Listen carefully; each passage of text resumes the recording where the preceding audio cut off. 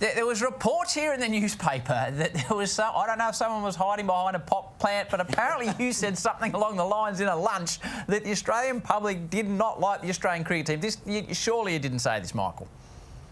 I did. I'm not 100% sure that they do love this Australian team. I think they're obviously going to support the Aussie team, but I think there's a few rumblings. Well, I think we're in for an epic series. I think the build-up, it kind of goes back to a year ago against India when I kept on hearing people say that the Indian series now is a lot bigger than the Ashes. That's absolute nonsense. You know, we didn't have this build-up last year into that series. The cricket, I completely agree. I think India versus Australia here in Australia has been a better contest than the Ashes. But in terms of the build-up, the legacy, it defines your career. I've not known. I mean, I love coming down the Cooge, and I love going down the beach, and I love being in Little Jacks. But it's very rare you get asked about the Ashes in Little Jacks, and that's all they're talking about. Down the Cooge is this Ashes series. So the build-up's epic. You know, this England side have got a great chance. They're a very dangerous side. They've got some players that can cause some damage out here. I still have Australia as clear favourites because of the experience. I'll give you a few numbers. I've been doing a little bit of research on the Mosman bag this afternoon. England have got one player in their top 7 that's got 100 in, and that's Ben Stokes in Australian conditions. England have got 43 wickets in their attack in Australian conditions. Ben Stokes, 19. Mark Wood with 17. Joe Root with 7 wickets. Australia have got over 700 wickets in their own conditions. That's without Pat Cummins in Perth, and they've got near on 50 hundreds in these conditions. So when people say that, you know, England have got a 50-50 chance, that's not right.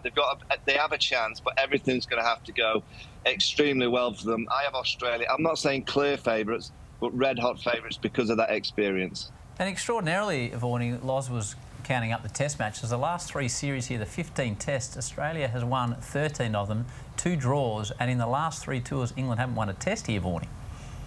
Yeah, they're due, and I think it'll have... Overdue. Yeah, I think that it's going to have to be in Perth. I don't see how England can come back from going 1-0 down. There's no Pat Cummins. His bowling's going to be a huge miss for Australia, but when you've got Scott bowling to replace, and it's not a bad replacement. And if you actually look back to last year against India, the bowlers that had the success on that venue was, well, Jasprit Brummer bowled 2 of the greatest spells I've seen, but that's skiddy, full of length, hit the stumps, bring all dismissals into play. So you could argue that a Scott Boland style bowler is going to be more of a threat than any of the other Australian bowlers. So I don't think they're going to be any weaker for that, but they'll obviously miss Pat Cummins' leadership. But I do think in Steve Smith, tactically, he's absolutely fine. He's a wonderful captain, a wonderful tactician, and he's also a magnificent captain as a batter as well. He's got many hundreds as a batter. He's recorded, I think, averaging 67 as an Australian captain. So I don't think they're going to be that much worse off.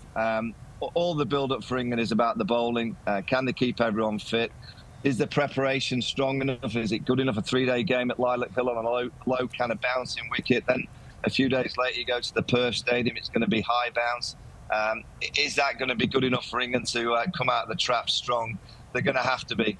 They're going to have to win that first Test match. There's so much to look forward to. Not long till we get to Perth. You mentioned Jake Weatherall. David Warner and Usman Khawaja just seemed a fantastic opening partnership because there was a bit of yin and yang, Gilly. There'd be pressure relief because Dave would go hard. Is that why the Australians are looking towards Jake Weatherall, and can he play that similarly more attacking role? I think George Bailey was quoted as saying they do like his style of play. I mean, obviously the 1,500 runs in the last sort of 18 months in first-class cricket is very impressive. They're the numbers that we used to see from players in the 90s pushing the case to get into the Test team, and they've sort of dried up a little bit for the first-class scene here in Australia, those sort of stats.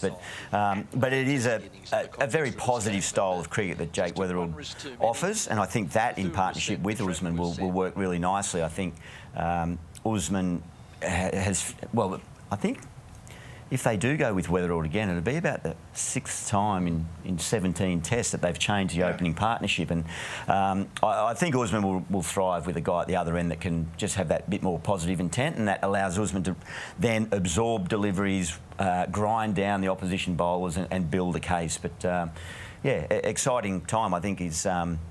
well, he's ready. He's not a young newcomer, Jake Weatherall. He's been on a really interesting journey to get there.